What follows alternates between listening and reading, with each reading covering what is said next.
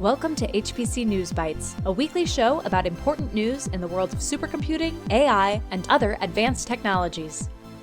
Hey everyone, I'm Doug Black. Welcome to HPC News Bytes. I'm with Shaheen Khan of X.net.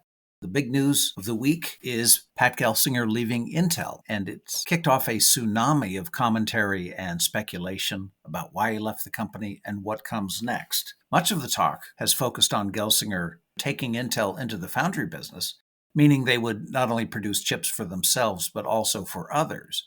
No doubt it was a highly expensive and time-consuming move that contributed to big layoffs at Intel, but even so, on the chip design side of the equation, Intel remains behind AMD on server CPU technology and far behind NVIDIA on GPUs.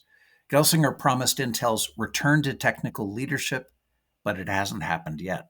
It's undeniable that Intel's problems go back well before Gelsinger returned to the company in early 2021, including the decision 12 to 15 years ago to leave the emerging GPU market to NVIDIA. This catapulted them into AI dominance and the revenue stratosphere. As for AMD, their renaissance under Lisa Su's leadership began before Gelsinger took the reins at Intel. AMD beating Intel on CPU price performance has resulted in that company overtaking Intel on data center CPU revenues.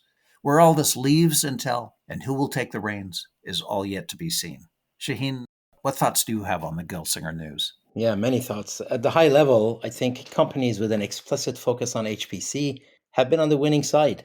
We are living in a digital world, and that means lots and lots of data, and manipulating all that data is HPC one way or another.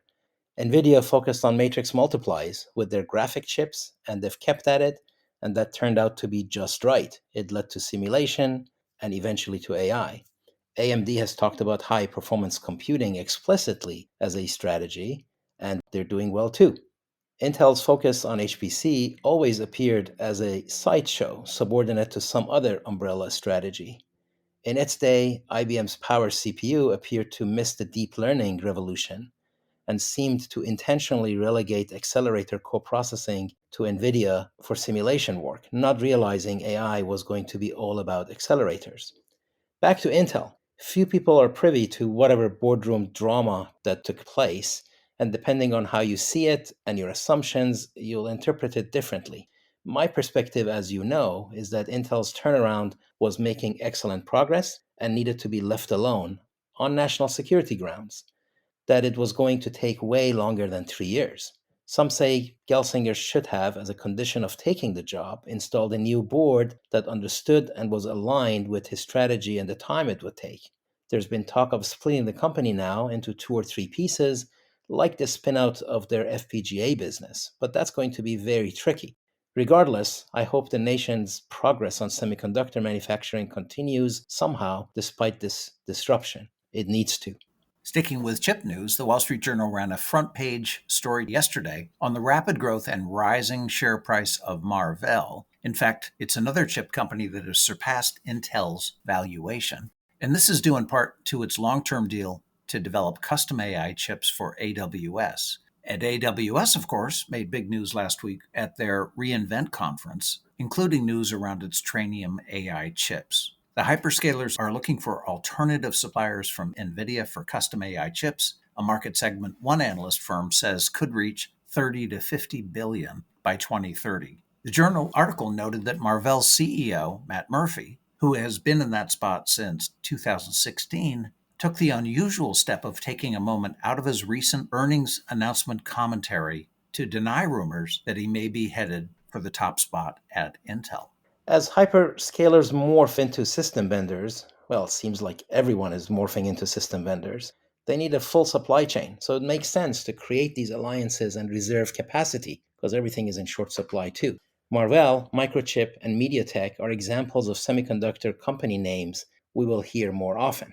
Marvell has been around for 30 years, based in Santa Clara, California, lots of acquisitions along the way, revenues of around $5.5 billion in their fiscal 2024, and about 6,500 employees and operations in many countries. They make all kinds of chips. Their first big customer way back was Seagate, so you continue to see them in the path between storage and networking and the CPU. This includes optoelectronics now. and also the Trainium chip for Amazon. Marvell's stock price has skyrocketed as the market for custom chips explodes. Under a 5-year agreement with AWS, Marvell provides a broad range of data center semiconductors, including Trainium and its variants. The journal also reported rumors of Marvell building an AI chip for another unnamed big tech customer that analysts believe to be Microsoft. Let's turn to China. We all know from the top 500 list that in recent years, China has been keeping relatively quiet about its advances in supercomputing and perhaps other technologies. So it's notable when there is any news, either embedded in scientific journals or an explicit news report. But often the news lacks details and third party corroboration. So there was news in Chinese media this week that touted what they called, quote, a new domestic record, end quote, with the launch of their Tianyan 504 superconducting quantum computer. It's a 504 qubit Shaohang chip and compares well with superconducting quantum systems from IBM, Google, IQM, etc. The action in quantum computing has been on error correction to get more out of existing systems, which is necessary for scale, and also on modularity, the idea of connecting multiple quantum chips together to build a bigger one. The news is not surprising, but I wish it included a lot more detail. The Tianyan 504 surpasses the 500 qubit chip threshold and also promises to match the performance of international quantum computing platforms like IBM in terms of qubit lifetime, readout fidelity, and other key aspects. This quantum computer will be integrated into the Tianyan Quantum Computing Cloud platform, making it accessible to users worldwide. So we should get a pretty good idea pretty soon what the Chinese have accomplished. Okay, that's it for this episode. Thanks so much for being with us. HPC News Bytes is a production of Orion X in association with Inside HPC. Shaheen Khan and Doug Black host the show. Every episode is featured on InsideHPC.com and posted on OrionX.net. Thank you for listening.